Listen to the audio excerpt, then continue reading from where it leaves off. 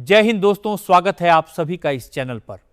आज का वीडियो देश भर के लाखों केंद्रीय कर्मचारियों, पेंशन धारकों, फैमिली पेंशनरों और भूतपूर्व सैनिकों के लिए बेहद महत्वपूर्ण रहने वाला है।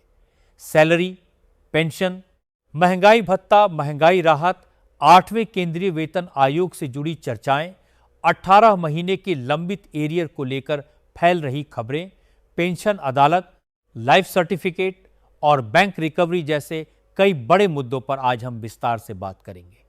इसीलिए वीडियो को शुरू से अंत तक जरूर देखिएगा ताकि कोई भी जरूरी जानकारी आपसे छूट ना जाए। और अगर आप चाहते हैं कि सरकारी कर्मचारी और पेंशन धारकों से जुड़ी ऐसी ही प्रामाणिक और तथ्य आधारित जानकारी आपको लगातार मिलती रहे, तो वीडियो को लाइक जरूर करें और नीचे दिए गए सब्सक्राइब बटन को दबाकर चैनल को सब्सक्राइब करके रखें, क्योंकि हमारा प्रयास रहता है कि हर जानकारी आपको आधिकारिक स्रोतों और उपलब्ध तथ्यों के आधार पर सरल भाषा में समझाई जाए। दोस्तों, सबसे पहले बात करते हैं उस खबर की जिसका इंतजार लंबे समय से कई पेंशनर कर रहे थे। 25 जुलाई 2026 को विशेष पेंशन अदालत का आयोजन किया जा रहा है। यह खबर उन लाखों पेंशनरों के लिए राहत लेकर आई है जो महीनों या वर्षों से अपनी पेंशन संबंधी समस्याओं के समाधान का इंतजार कर रहे हैं। कई बार ऐसा होता है कि पेंशनर अलग अलग पोर्टल और विभागों में शिकायत दर्ज कराते हैं, लेकिन समाधान समय पर नहीं हो पाता। ऐसे मामलों के लिए यह पेंशन अदालत एक महत्वपूर्ण मंच साबित हो सकती है, जहां संबंधित विभागों और बैंकों के वरिष्ठ अधिकारी मौजूद रहेंगे और लंबित मामलों की समीक्षा करेंगे। यदि आपकी पेंशन कम आ रही है, फैमिली पेंशन शुरू नहीं हुई है, एरियर का भुगतान अटका हुआ है, पीपीओ में नाम या जन्म तिथि की गलती है, बैंक भुगतान में समस्या आ रही है, कम्यूटेशन या अतिरिक्त पेंशन से जुड़ा मामला लंबित है, मेडिकल अलाउंस नहीं मिल रहा है या जीवन प्रमाण पत्र से संबंधित परेशानी बनी हुई है, तो ऐसे मामलों को पेंशन अदालत में उठाया जा सकता है।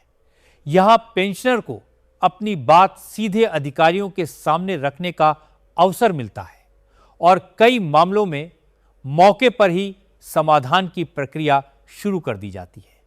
इसीलिए जिन पेंशनरों की शिकायतें लंबे समय से लंबित हैं, उन्हें अपने सभी दस्तावेज व्यवस्थित करके इस अवसर का लाभ जरूर उठाना चाहिए।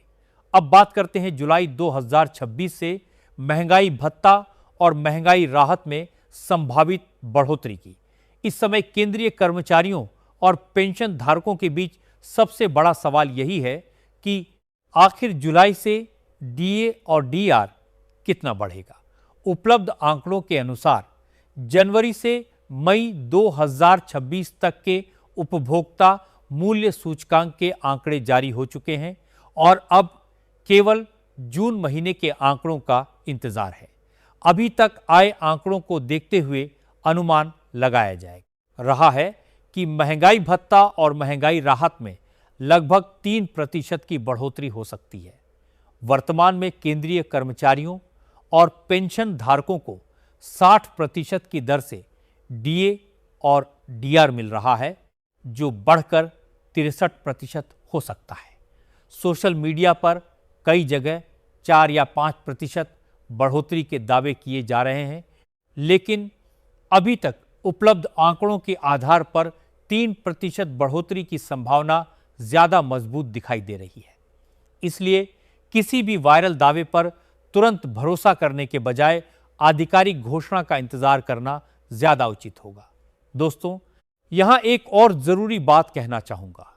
अगर आप पहली बार हमारे चैनल पर आए हैं और चाहते हैं कि हर सरकारी अपडेट, पेंशन अपडेट और वेतन आयोग से जुड़ी जानकारी समय पर मिले, तो वीडियो को लाइक जरूर करें और चैनल को सब्सक्राइब करके बेल आइकन भी ऑन कर लें, ताकि आने वाली हर महत्वपूर्ण जानकारी सबसे पहले आप तक पहुंच सके। अब चर्चा करते हैं लाइफ सर्टिफिकेट को लेकर उठ रही एक महत्वपूर्ण मांग की। पेंशनर संगठनों ने सरकार से अनुरोध किया है कि यदि किसी पेंशनर का जीवन प्रमाण पत्र समय पर जमा नहीं हो पाता या तकनीकी कारणों से रिजेक्ट हो जाता है तो तुरंत पेंशन बंद नहीं की जानी चाहिए।